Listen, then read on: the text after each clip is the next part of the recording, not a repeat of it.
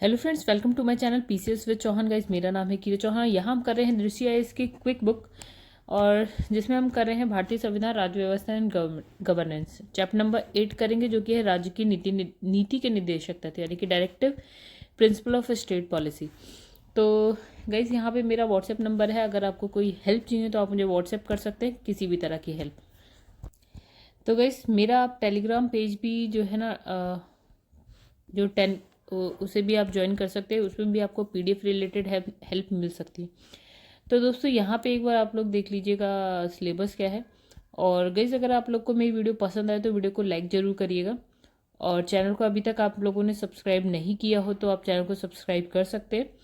और कमेंट करके ज़रूर बताइएगा अगर आपको अच्छा लगे तो। अगर आप लोग घटना चक्र की वीडियोस देखना चाहते हैं तो आप मेरे चैनल की प्लेलिस्ट में जाके देख सकते हैं। आपको सभी सब्जेक्ट के जो घटना चक्र की वीडियोस जो है मिल जाएंगी। और पसंद आए तो चैनल को सब्सक्राइब जरूर करिएगा गाइस। तो दोस्तों, अब आप यहाँ पे देखिए, हम लोग जो स्टार्ट करने जा रहे हैं वो है चैप्टर नंबर 8, यानी कि राज्य की नीति के निर्देशक तत्व, यानी कि directive principle of state policy. Right, चलिए देखते हैं क्या ये कहानी। इसमें लिखा है directive principle of state policy, यानी कि डीपीएसपी जो है, इसे शॉर्ट में बोलते हैं। देखिए यहाँ पे लिखा है राज्य के नीति निर्देशक तत्व संविधान की प्रस्तावना के अधिकृत सामाजिक, आर्थिक, राजनीतिक, न्याय और स्वतंत्रता, समानता, बंधुत्व की भावना पर आधारित है। यानी कि इसने कहा कि जो डीपीएसपी है ये किस चीज़ पर आधारित है। हमारे जो संविधान में प्रस्तावना है, प्रस्तावना में क्या क्या लिखा है। जैसे हम लोग को न्याय मिला है, किस किस टाइप का न्याय मिला है, सामाजिक, आर्थिक, राजनीतिक न्याय, और हमें कुछ है हमारे स्वतंत्रता, समानता, बंधुत्व, ये सारी भावना इस पर आधारित है। इन सब चीज़ों पर आधारित है, क्या आधारित है, डीपीएसपी। राइट, चलिए समझेंगे आगे। अगर नहीं समझ में आया कोई बात नहीं, सब समझ में आ जाएगा। तो इसने कहा जो डीपीएसपी है ना, उसका उद्देश्य क्या है। उसका उद्देश्य ये है कि हमें कैसा राज्य बनाना है, लोक कल्याणकारी राज्य। इसका मतलब क्या हुआ कि मतलब एक ऐसा राज्य या एक ऐसा देश बनाना जो लोगों के कल्याण के लिए हो, मतलब सभी का भला हो, मतलब छोटे से छोटे व्यक्ति का भी, गरीब से गरीब व्यक्ति का भी भला हो। कुछ ऐसा समाज या ऐसे राज्य की हमें क्या करना है, स्थापना मतलब बनाना है, मतलब ऐसा देश बनाना है। अच्छा, जनता के हित और आर्थिक लोकतंत्र की स्थापना के लिए नीति निर्देशक तत्वों को यथाशक्ति कार्यान्वित करना राज्य का क्या है, कर्तव्य। देखिए क्या इसने कहा कि ये जो नीति निर्देशक तत्व है ना, इसको जो कार्यान्वित करना ना, राज्य यानी कि यहाँ पे सरकार की बात की, सरकार का क्या है, कर्तव्य है। मतलब इसमें जो भी बातें लिखी गई हैं वो राज्य को करना उनका अपना कर्तव्य है। राज्य मतलब सरकार का कर्तव्य है कि जो इनमें बातें लिखी गई हैं वैसा करें। तो इसने कहा जो ये वाला जो नीति निर्देशक तत्व वे विचार है, ये कौन से विचार है, जिन्हें संविधान निर्माताओं ने भविष्य में बनने वाली सरकारों के समक्ष एक पथ प्रदर्शक के रूप में रखा है। मतलब इन्होंने कहा कि जो जो सरकार बन रही है, बनेगी भविष्य में, उनको एक वो दे दिया, इन्होंने एक दिशा दे दी कि भैया आप जब आगे काम करो तो इसके इन कामों को देखते हुए, मतलब जो नीति निर्देशक तत्व हैं उनको देखते हुए आप काम करिए। ठीक है, उनको लागू करने की कोशिश करिए आप। ठीक है, नीति निर्देशक तत्व क्या है ये तो हम पढ़ेंगे अभी। इसलिए लिखा स्वतंत्र भारत में प्रत्येक व्यक्ति को मूल अधिकार, यानी जो अभी हमने लास्ट चैप्टर में पढ़ा, फंडामेंटल राइट प्रदान कर, जहां ये व्यवस्था की गई कि प्रत्येक व्यक्ति का सर्वांगीण विकास उचित तरीके से हो सके, तो वहीं राज्य के नीति निर्देशक तत्वों को शामिल कर इस बात की भी व्यवस्था की गई कि राज्य को ऐसे आदर्शों को साधने की कोशिश की भी करनी चाहिए जिससे सामाजिक न्याय के लिए वांछनीय है। मतलब दो कुछ बातें हमारे संविधान, कुछ नहीं सब कुछ अच्छा है, जिसमें एक मूल अधिकार की बात करी गई। इसमें क्या है कि ये इसलिए आया कि प्रत्येक व्यक्ति का ठीक तरीके से विकास हो जाए। फिर राज्य को दे दिया गया नीति निर्देशक तत्व। ठीक है, अब इसमें क्या है कि ऐसे मतलब राज्य को क्या है, ऐसे आदेशों को साधने की कोशिश करनी चाहिए जिससे जो है सामाजिक न्याय मिल सके लोगों को। ठीक है, चलो आगे बढ़ते हैं। अब इसने लिखा है कि संवैधानिक उपबंध, एक कॉन्स्टिट्यूशनल प्रोविजन की हम बात करते हैं यहाँ पे। मतलब इसने कहा ये नीति निर्देशक तत्व तो कहाँ लिखे हैं आपके संविधान में, तो संविधान के भाग 4 में आपको ये मिलेगा देखने को। कौन से आर्टिकल से जैसे आपने पढ़ा था मूल अधिकार, तो भाग 3 में आपने मूल अधिकार पढ़ा था, कौन से 12 आर्टिकल 12 से लेकर 35 तक। ठीक है, ये हमारे मूल अधिकार थे। मूल अधिकार के बाद आए ये डीपीएसपी। तो भाग 4 और 35 के बाद देखिए 36 से लेकर 51, तो आर्टिकल 36 से 51 तक आप क्या पढ़ेंगे, डीपीएसपी पढ़ेंगे। राइट, अच्छा अब डीपीएसपी जो है ना हमारे संविधान में कहाँ से लिया गया, तो हमने लिया कहाँ से, आयरलैंड के संविधान से लिया। ये हमने अपने संविधान में बहुत सारी चीज़ दूसरे देशों के संविधान से ली है। तो ये कहानी जब पूछी जाए तो आप ये कहाँ से लेंगे, आपने कहेंगे आपने कहाँ से लिया, आयरलैंड के संविधान से, मतलब प्रेरणा ली है हमने। हाँ, पूरा नहीं छाप लिया है, हाँ ये चीज़ हमने वहाँ देखी तो हमें ठीक लगी, हमने ले ली। अब इसने कहा जो संविधान सभा है ना उसके सलाहकार यानी कि BN राव द्वारा सलाह दी गई कि अधिकारियों को 2 वर्गों में बांटा जाना चाहिए। मतलब जो अधिकारों को 2 वर्ग में बांट देना चाहिए। किसने कहा, ये जो सलाहकार थे संविधान सभा के BN राव, इन्होंने। अच्छा, पहला अधिकार, वे अधिकार जो न्यायालय द्वारा प्रवर्तित कराए जा सकते हैं, और वे अधिकार जो न्यायालय द्वारा प्रवर्तित नहीं कराए जा सकते। मतलब एक तो हो गया कि आपको कुछ ऐसे अधिकार मिले जिनका उल्लंघन होने पे आप न्यायालय जा सकें, कुछ ऐसे अधिकार मिले जिसके उल्लंघन पे आप न्यायालय नहीं जाएं, लेकिन हाँ अधिकार हैं आपके, हाँ लेकिन इसके लिए बिल्कुल आप न्यायालय चले जाएं या न्यायालय आपके अधिकारों के लिए लड़ने लगे तो ये नहीं हो सकता। ठीक है, तो इस तरह से दो तरह के अधिकारों के। अब लिखा है इसी आधार पर क्या होता है, प्रवर्तित अधिकारों के अंतर्गत भाग 3 में मूल अधिकार को रखा गया। हमने पढ़ा भी था भाग 3 में जो मूल अधिकार है अगर उनका उल्लंघन होता है तो आप न्यायालय जा सकते हैं, या न्यायालय बाध्य कर सकता है सरकार को, भैया ये इसका मूल अधिकार है, आप उससे छेड़छाड़ मत करिए, या संसद जो है मूल अधिकारों से छेड़छाड़ ना करे। ठीक है, तो अप्रवर्तनीय अधिकार जिनका तात्पर्य कुछ ऐसे नैतिक निर्देशों से था जो राज्य के अधिकारों को नैतिक प्रेरणा दे सके। भाग 4 मतलब देखिए भाग 3 में हमने डाल दिए मूल अधिकार, ये अधिकार है। भाग 4 में भी कुछ है जो नीति निर्देशक तत्वों के नाम से है। ठीक है, ये भी कुछ अधिकारों से रिलेटेड है।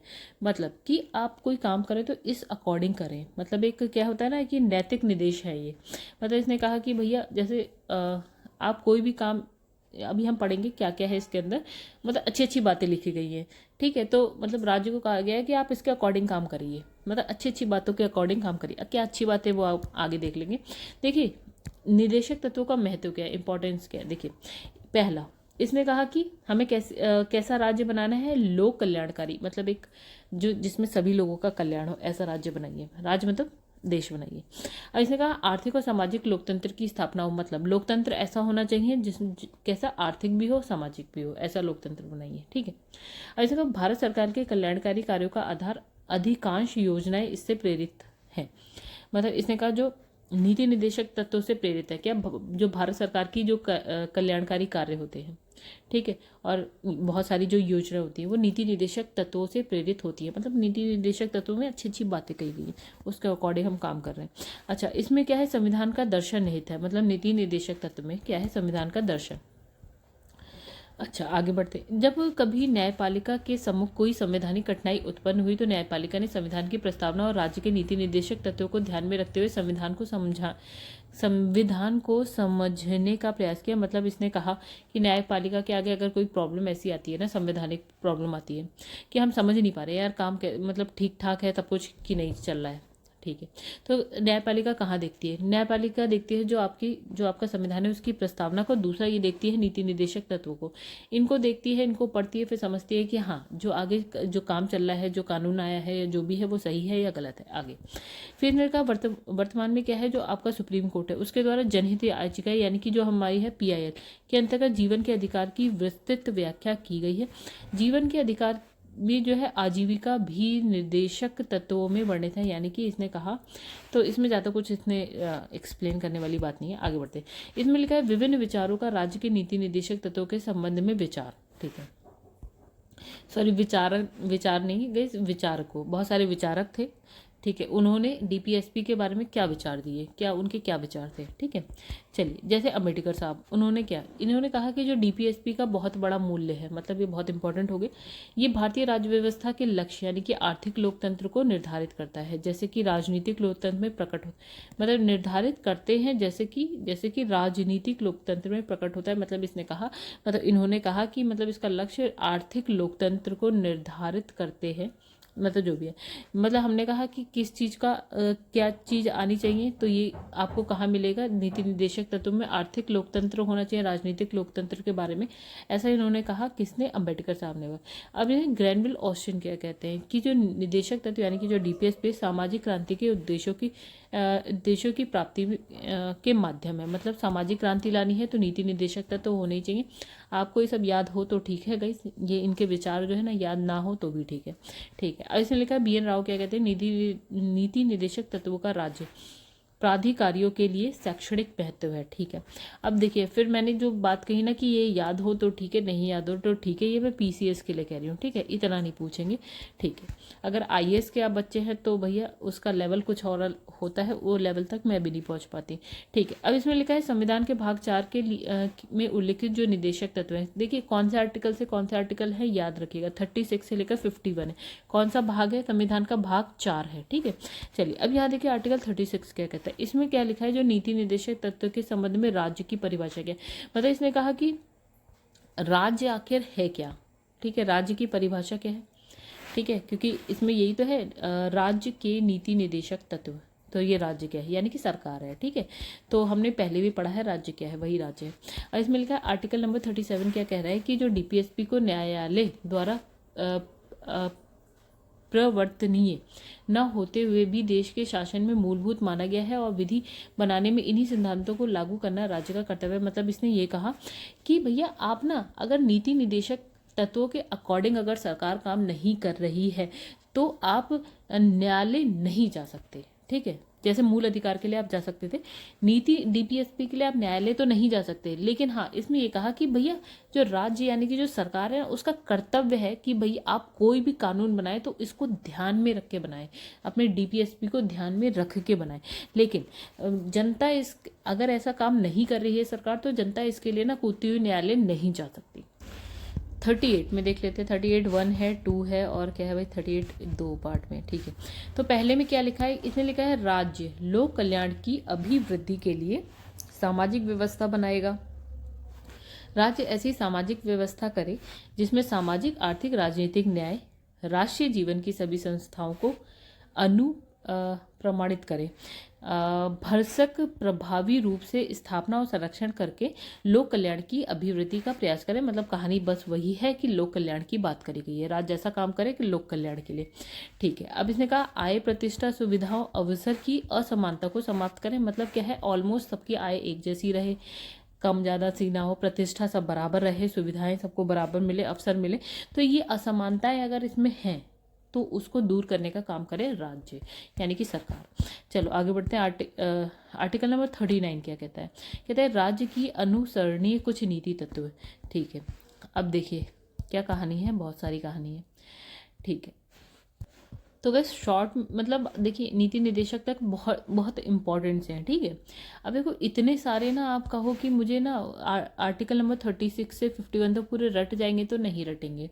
हाँ, लेकिन आप ये समझ लीजिए इसमें बातें अच्छी अच्छी कही गई हैं, लोगों के कल्याण की बातें कही गई हैं। तो आप लोगों को एक ना इमेज सी बना के दिमाग में चलनी है कि भैया ये चीज़ जो मैं पढ़ रही हूँ ना ये निदेशक तत्वों में है।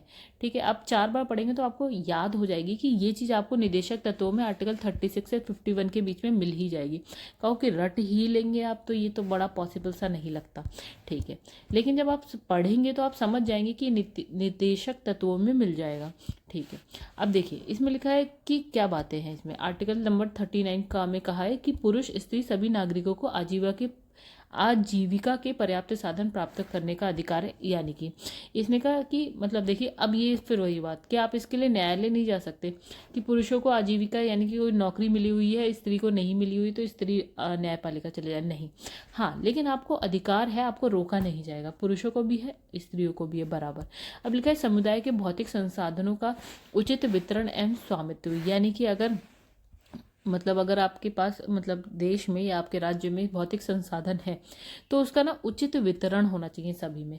ठीक है, सपोज 100 किलो क्या बोलते हैं गेहूं है तो एक काम करते हैं, अगर 10 परिवार हैं तो सबको 10 किलो बांट दो, मतलब उचित वितरण। अच्छा, उत्पादन के साधनों का विकेंद्रीकरण होना चाहिए। विकेंद्रीकरण मतलब एक ही के पास सब कुछ ना होकर क्या होगा कि बटा होगा, सब में सबके पास हो। अब लिखा है स्त्री पुरुषों को समान कार्य के लिए समान वेतन मिले। अगर आप किसी पोस्ट पे, एक पुरुष जो है अगर एसडीएम की पोस्ट पे है और एक स्त्री एसडीएम की पोस्ट पे हो तो उनका जो वेतन है ना समान हो, ये नहीं कि स्त्री का कम पुरुष का ज़्यादा हो। अब इसने कहा कि याद रखिएगा गाइस, कुछ चीज़ें बहुत ज़्यादा इंपॉर्टेंट, जैसे ये वाली लाइन बहुत ज़्यादा इंपॉर्टेंट है, ठीक है, क्यों ये पूछा जाता है कि समान वेतन वाली बात क्या मूल अधिकारों में भी कही है, क्या नीति निर्देशक तत्वों में भी कही गई है, तो आपको पता होना चाहिए, ठीक है। चलो, अब लिखा है पुरुष और स्त्री कर्मचारियों की, जैसे मैंने यही वाली बात कही तो ये इंपॉर्टेंट लाइन थी, ठीक है। अब लिखा है पुरुष और स्त्री कर्मचारियों के स्वास्थ्य, चलिए ये इंपॉर्टेंट बात थी। और एक और बात जो मुझे इंपॉर्टेंट लगती है, जैसे ये वाली बात भी इंपॉर्टेंट थी, ठीक है। 4 बार पढ़ेंगे तो आपको सब याद आ जाएगा। मैं ये नहीं कह रही रट लीजिए, लेकिन एक दिमाग में इमेज आपकी होनी चाहिए कि मैंने ये चीज़ यहाँ पे भी पढ़ी थी। अब बिल्कुल रटने वाली बात मैं नहीं कह रही हूँ। पुरुष और स्त्री कर्मचारियों के स्वास्थ्य और शक्ति का तथा बच्चों की सुकुमार अवस्था का दुरुपयोग ना हो और आवश्यकता से विवश होकर नागरिकों को ऐसे रोजगार में ना जाना पड़े जो उनकी आयु और शक्ति के अनुकूल ना हो। देखिए ऐसी ही कुछ बात आपने कहाँ पढ़ी है, आपने पढ़ी है मूल अधिकारों में, यानी कि फंडामेंटल राइट्स में पढ़ी है। ऐसी ही कुछ बात आपने डीपीएसपी में भी पढ़ ली। तो आप देखिए, आप वो कर सकते हैं कि हाँ भैया ये मैंने कुछ वहाँ पे पढ़ा है, मैंने कुछ यहाँ पे भी पढ़ा है, ठीक है। मैं नहीं कह रही रटा हुआ हो, लेकिन हाँ दिमाग में हो। अब लिखा है बच्चों के स्वतंत्र और गरिमामय वातावरण में स्वस्थ विकास के अवसर सुविधाएं दी जाए और बच्चों व अल्पवय व्यक्तियों की शोषण से नैतिक आर्थिक परित्याग से रक्षा करना, ठीक है। तो ये देखिए, अब इसने ना जो ये वाला है ना, ये ना जब मूल कर्तव्य बने हैं ना, संविधान बना होगा तब ये नहीं था उस वक्त, ठीक है। जब 42वां संविधान संशोधन आता है 1976 में, तब इसको क्या करा, मूल कर्तव्यों में क्या कर दिया गया, ऐड कर दिया गया, जोड़ दिया गया, ठीक है। चलिए, इसमें कुछ भी ऐसा नहीं है जो समझाना पड़े। तो अभी हमने पढ़ा आर्टिकल नंबर 39। अब हम देखिए क्या पढ़ने जा रहे हैं 39 क।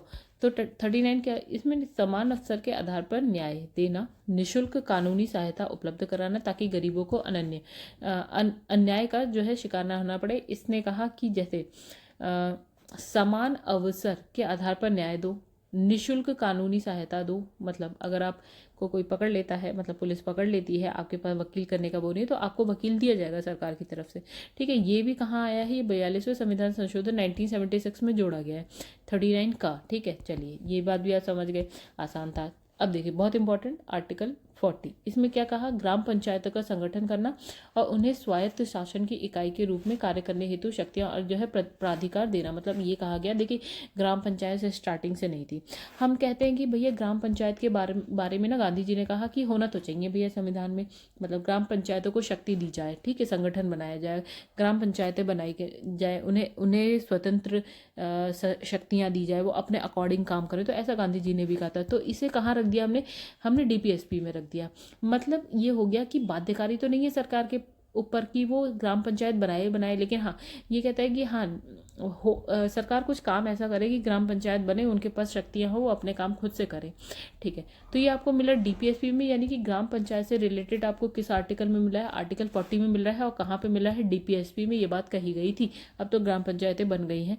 कौन सा संविधान संशोधन हुआ है, 2 संविधान संशोधन हुआ है, ग्राम पंचायतें भी बनी है, नगर पालिका भी बनी है, जो कि डीपीएसपी में लिखी थी कि ऐसा हो, जब मूल संविधान बना था तब। लेकिन ये हुआ कब है, 1992 में हुआ है, ठीक है। आगे बढ़ते हैं। 41 में कहा है क्या, कुछ दशाओं में विशेषता बुढ़ापे, बेरोजगारी, बीमारी, अशक्तता आदि की दशा में काम, शिक्षा, लोक सहायता पाने के अधिकार सुनिश्चित करने के लिए राज्य प्रभावी प्रावधान करेगा। मतलब अगर ऐसा कुछ होता है तो है ना, सरकार हेल्प करेगी उनकी, ठीक है। किनकी, बुढ़ापे में, बेरोजगारी में, बीमारी में, तो इन सब में सरकार उनकी हेल्प करती है, ठीक है। अब इसने कहा कि आर्टिकल नंबर 42 में लिखा है कार्य का न्याय संगत और मानवीय दशाओं का और मातृत्व सुरक्षा हेतु सहायता का उपबंध। देखिए ये भी इंपॉर्टेंट हो जाता है। कहाँ, देखिए कार्य की न्याय संगत, ठीक है, मानवीय दशा, मतलब जहाँ आप काम कर रहे हैं वहाँ का एनवायरनमेंट अच्छा हो। फिर है मातृत्व सुरक्षा, यानी कि जब आप माँ बन रही हैं तो उससे रिलेटेड आपको सुविधाएं मिल जाए, माँ बनने के बाद 6 महीने की छुट्टी मिल जाए, ये सारी चीज़ें। तो कैसे इंपॉर्टेंट बात हो गई, ठीक है। ये आपका आर्टिकल नंबर 42 में लिखा है। मातृत्व सुरक्षा वाली ले लीजिए, बहुत इंपॉर्टेंट है। आर्टिकल 42 नीति निर्देशक तत्वों में भी ये बात कही गई है। फिर इसमें लिखा है 43, इसमें लिखा है कर्मचारियों को निर्वाह, मजदूरी और क्या है, कुटीर उद्योग का विकास करना, ठीक है। इसमें कुछ समझाने जैसा नहीं है। आर्टिकल नंबर 43 क में चले जाते हैं। अब लिखा है उद्योगों के प्रबंधन में मजदूरों की भागीदारी के लिए उपयुक्त विधान करना। मतलब अब ये देखिए, ये हो गई थोड़ी सी बात इंपॉर्टेंट सी, ठीक है। आर्टिकल नंबर 43 का ये जोड़ा गया, देखिए 42वें संविधान संशोधन में जोड़ा गया है, ठीक है। अब देखिए इसमें कहा गया, जैसे आप देखते हैं ना, वो लेबर यूनियन होती है, जैसे कोई बड़ी सी फैक्ट्री होती है उसमें लेबर यूनियन होती है, लेबरों को भी जो है मैनेजमेंट में रखा जाता है, मतलब है ना। लेबर यूनियन का जो हेड होता है वो भी जो है, सपोज मैनेजमेंट की मीटिंग हो रही तो जाते हैं, ठीक है, तो वो भी पार्टिसिपेट करता है। तो ये है 43 काम है। तो ये थोड़ी सी बात इंपॉर्टेंट हो जाती है क्योंकि बाद में ऐड भी हुआ है कि ये चीज़ें जरूरी है। तो 42वें संविधान संशोधन 1976 वाले जो अधिनियम है उसमें इसको ऐड कर दिया गया। अब देखिए यहाँ पे क्या लिखा है, 43 ख, इसमें लिखा है सहकारी समिति का उन्नयन होना चाहिए। तो भैया सहकारी समितियाँ आपने कब पढ़ी थी? आपने फंडामेंटल राइट्स में भी पढ़ी थी ना, किसमें? स्वतंत्रता के अधिकार में, आर्टिकल 19 में पढ़ी थी आपने सहकारी समिति। वही बात इसने का क्या 19B में पढ़ी थी, ब में पढ़ी थी हमने, खा में 19 खा में हमने पढ़ी थी, 19 खा में पढ़ी थी, ठीक है। तो यही चीज़ यहाँ से आ गई। ये कब ऐड होता है? 2011 में 97वां संविधान संशोधन अधिनियम आता है। तो मतलब सहकारी समितियाँ बना सकते हैं। आर्टिकल 30 आप रटिए बिल्कुल, ये वाला संविधान संशोधन है 97वां, कब? 2011। आर्टिकल है 43 ख, जो कि सहकारी समितियों की बात कर रहा है, और यही चीज़ आपके फंडामेंटल राइट्स में भी आ जाती है, ठीक है। आगे बढ़ते हैं। अब देखो 44वां संविधान संशोधन, नहीं सॉरी, आर्टिकल 44 इंपॉर्टेंट, नागरिकों के लिए एक समान नागरिक संहिता लागू करने का प्रयास करना है। यानी कि एक समान नागरिक संहिता को इंग्लिश में हम क्या बोलते थे? यूनिफॉर्म सिविल कोड, नहीं क्या बोलते थे? नागरिक संहिता। तो गाइस मैं इंग्लिश में थोड़ा अभी नहीं बोलूँगी, मुझे एक समान नागरिक संहिता लाना। आर्टिकल 44 मतलब एक जैसा कानून सभी के लिए होना चाहिए। मतलब कि अगर देखिए थोड़ा अभी हम जैसा कि देखते हैं कि अलग अलग रिलीजियस तो थोड़ा बहुत अपने उसका मानते हुए काम करते हैं, ठीक है। तो वो चीज़ें, जैसे अभी आप मुस्लिम्स में तलाक की बात कर लीजिए, तो हिंदूज में अलग थी, मुस्लिम्स में अलग थी। तो इन्होंने कहा कि भैया ये यूनिफॉर्म सिविल कोड ही है शायद। देख मैं थोड़ा सा वो हो रही हूँ इसलिए मैं शायद बोल रही हूँ, हाँ यूसीसी है। हाँ, तो इसमें यह है कि अगर हिंदूज में एक जैसा जिस तरह से तलाक है उसी तरह मुस्लिम्स में भी होना चाहिए। अगर आदमियों को तलाक देने का अधिकार है तो औरतों को भी होना चाहिए, पूरे भारत में एक जैसा होना चाहिए। तो ये वाली बात है, मतलब इस तरह से कानून ऐसे बने कि सबके लिए एक जैसा हो, किसी के लिए अलग टाइप्स से ना। हाँ, जो ट्राइब्स होती हैं जो उनको जो ट्राइब्स सिर्फ ये ट्राइब्स के लिए है, थोड़ा बहुत उनको अलग से कर दिया जाता है, जो क्या बोलते हैं जनजातियों के लिए, बाकी सबके लिए एक जैसा चलेगा। अब देखिए आर्टिकल नंबर 45, ये भी बहुत इंपॉर्टेंट है कि 6 वर्ष से कम आयु के बच्चों को जो है शिक्षा और क्या है उनकी देखभाल की बात करी गई है। अब ये कहा कब आया है? बहुत इंपॉर्टेंट है गाइस, जो मैं कह दूँ वो बहुत इंपॉर्टेंट है। तो 86वां संविधान संशोधन 2002 में आता है, तो और यही 6 वर्ष से कम आयु के बच्चे। अब आपने जो फंडामेंटल राइट्स में पढ़ा था ना गाइस कि निःशुल्क शिक्षा, जो आर्टिकल 21 क में पढ़ा था आपने कि निःशुल्क शिक्षा मतलब अनिवार्य और निःशुल्क शिक्षा मिले, तो उसमें क्या था ना गाइस, 6 से 14 वर्ष के बच्चों की बात कही गई है। और यहाँ डीपीएसपी में 6 वर्ष से कम बच्चों की, 6 वर्ष से कम वाली जो आयु वाले बच्चे हैं, आयु वाले बच्चे हैं, उनकी बात कही गई। तो याद रखिएगा यहाँ ना हौच पौच मत करिएगा। तो फंडामेंटल राइट्स में 6 से 14 साल के बच्चों की बात कही गई है, और जो डीपीएसपी है उसमें 6 साल से कम के बच्चों की बात कही गई है। आगे बढ़ते हैं।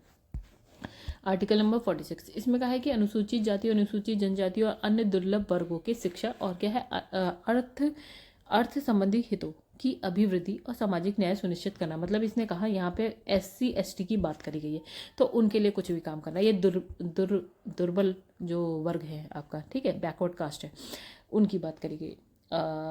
तो उनके लिए, उनके हितों के लिए बात करी गई है, उनके सामाजिक न्याय की बात करी गई है। आर्टिकल नंबर 46 में करी गई है। क्या आपको फंडामेंटल राइट्स में भी ऐसा मिला? हाँ, थोड़ा अल्पसंख्यकों के लिए फंडामेंटल राइट्स में आपने देखा है, ठीक है। उसमें SC ST नहीं लिखा है, फंडामेंटल राइट्स में SC ST नहीं लिखा, अल्पसंख्यकों के लिए लिखा है, ठीक है। यहाँ पे 46 में लिखा है SC ST और दुर्लभ वर्ग, ठीक है। आते हैं आर्टिकल नंबर 47 में, ठीक है। तो लोगों के पोषाहार स्तर और जीवन स्तर को ऊंचा करने और लोक स्वास्थ्य के सुधार को प्राथमिक कर्तव्य मानना और मादक पेय और हानिकारक नशीले पदार्थों के सेवन का प्रतिषेध करने का प्रयास करना। मतलब लोगों के लिए अच्छा का पोषाहार मतलब पोषण युक्त खाना मिले, उनका जीवन स्तर ऊंचा हो, ठीक है। लोक स्वास्थ्य की बात कही है, तो ये जो ना राज्य का कर्तव्य भैया आपको इतना करना पड़ेगा। मतलब राज्य मतलब सरकार का कर्तव्य है, आपको इतना करना पड़ेगा लोगों के लिए। एक बात मादक पे मतलब ये शराब वराब वाली बात, हानिकारक जो नशीले पदार्थ होते हैं ड्रग्स व्रग्स टाइप, तो इनका इस पे रोक लगाने का काम ये भी सरकार का ही है। ये सब नीति निदेशक तत्व में आता है, यानी कि सरकार ऐसे कानून बनाए, इनको ध्यान में रखते हुए कानून बनाए, ये बात कही है। मतलब देखो अब मैं बताती हूँ कि सरकार क्या करती है, कानून बनाती है, मतलब संसद क्या करती है, कानून बनाती है। तो संसद को बोला गया भैया जो आप कानून बनाने वाले हैं ना, वो आप ना डीपीएसपी को ध्यान में रखते हुए कानून बनाए, मतलब जो हम बातें पढ़ रहे हैं अभी, तो उस पर उसे जो थोड़ा अपने दिमाग में रखिए और फिर कानून बनाइए, ऐसा।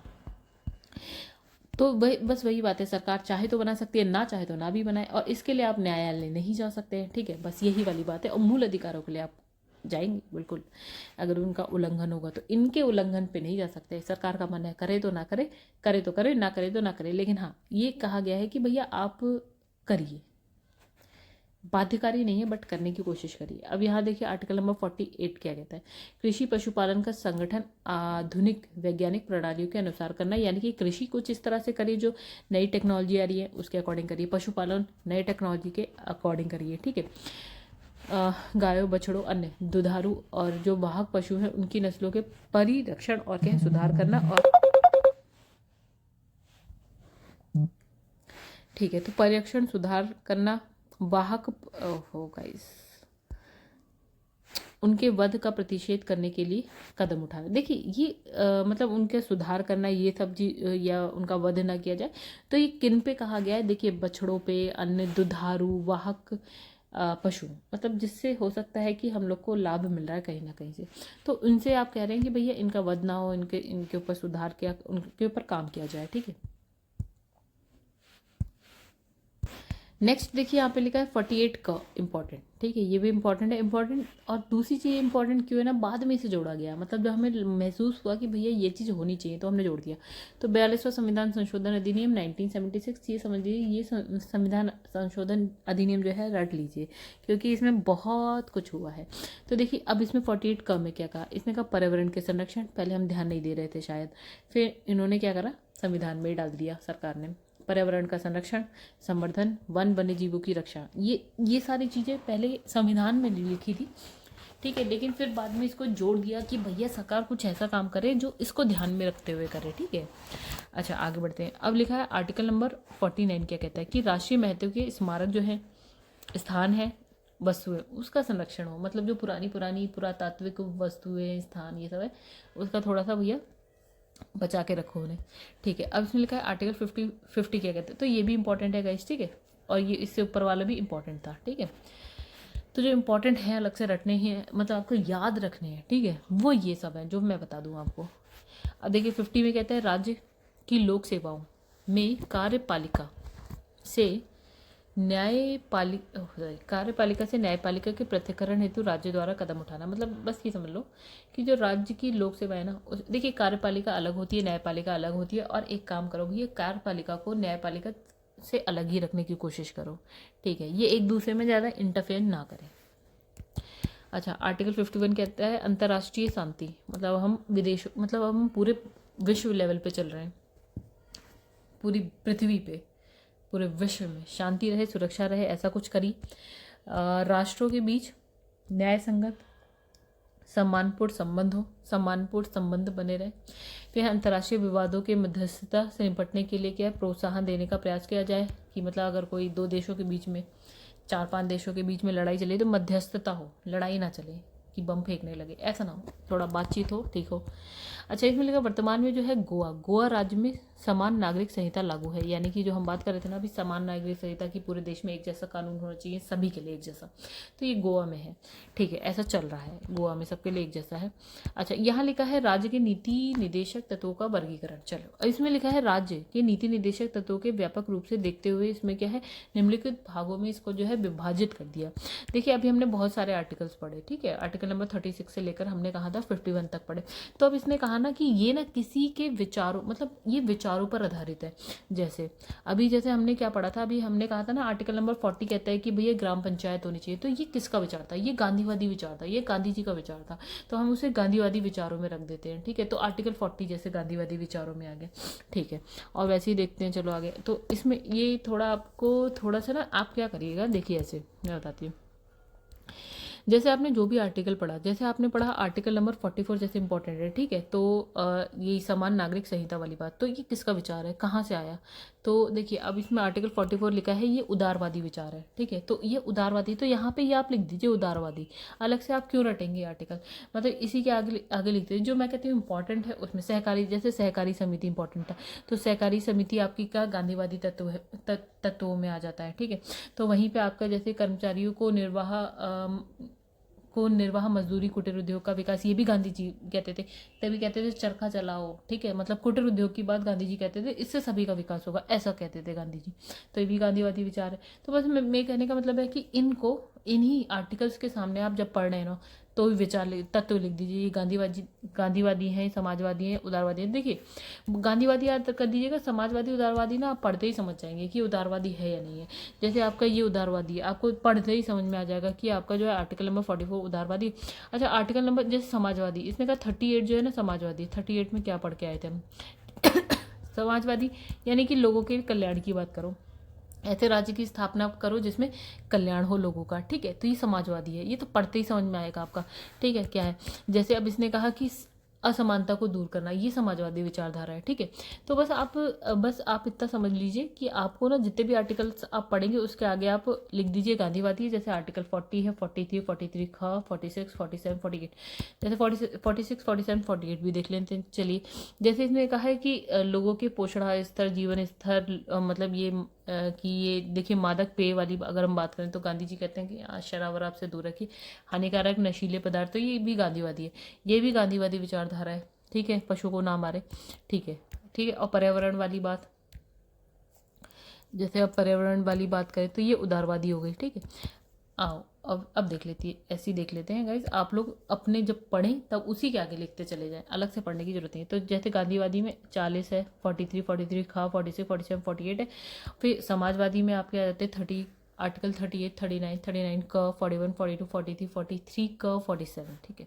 अब ये सारे हैं उदारवादी, ठीक है। ये उदारवादी तत्व में आते हैं 44 है, 45 है, 48 है, 48 क, 49 है, 50, 51, ये सब उदारवादी तत्व हैं। चलिए आगे बढ़ते हैं। अब देखिए यहाँ लिखा है राज्य के नीति निर्देशक तत्व में किए गए संशोधन। देखिए अब संशोधन में तो आपने बहुत सारे संशोधन आर्टिकल, जब ये वाला हुआ था, देखिए 42वां संविधान संशोधन हुआ था तब की बात करते हैं, ठीक है। जैसे यहाँ पे लिखा 42वां संविधान संशोधन कब हुआ था? 1976 में होता है, इंदिरा गांधी की तब सरकार थी, उन्होंने भयंकर तरीके से संविधान में संशोधन किया। तो इसमें क्या हुआ, इसमें देखिए क्या क्या शामिल किया गया, आर्टिकल नंबर 39 का, 43 का, और क्या है 48 का, इसको शामिल किया गया, जैसे कि अभी हम पढ़ के भी आए।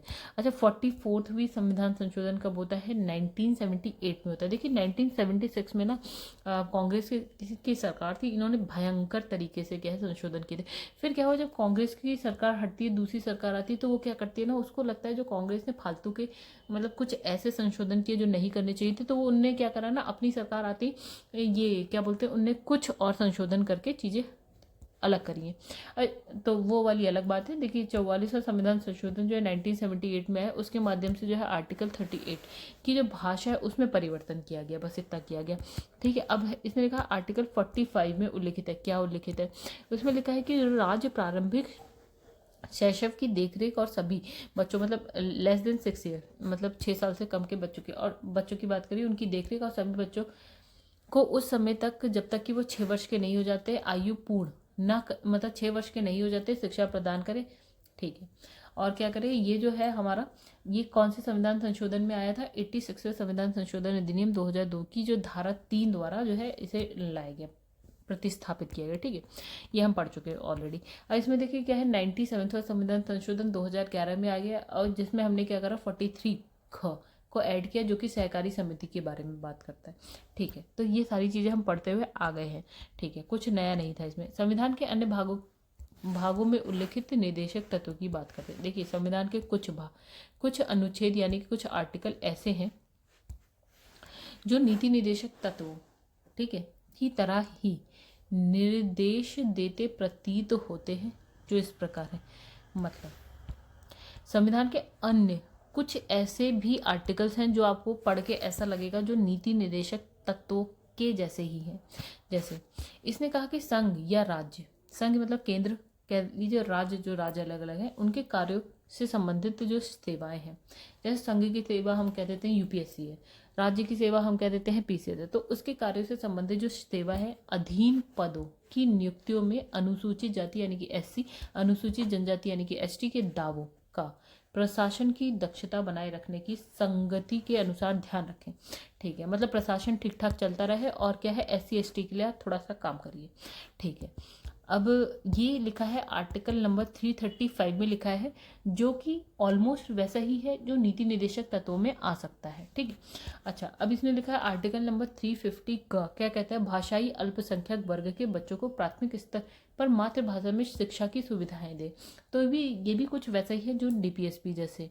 ठीक है, मतलब सरकार को निर्देश दे रहा है कि भैया आप जब कानून बनाओ तो इसको ध्यान में रखते हुए कानून बनाओ कि जो अल्पसंख्यक वर्ग है उनके बच्चों को जो प्राथमिक स्तर जो प्राइमरी एजुकेशन होती है उसमें जो है ना मातृभाषा में शिक्षा की सुविधा, मतलब वो जहाँ रहते हैं वहाँ की जो भाषा है उनकी अपनी, तो उस भाषा में वो अपनी शिक्षा ले सके।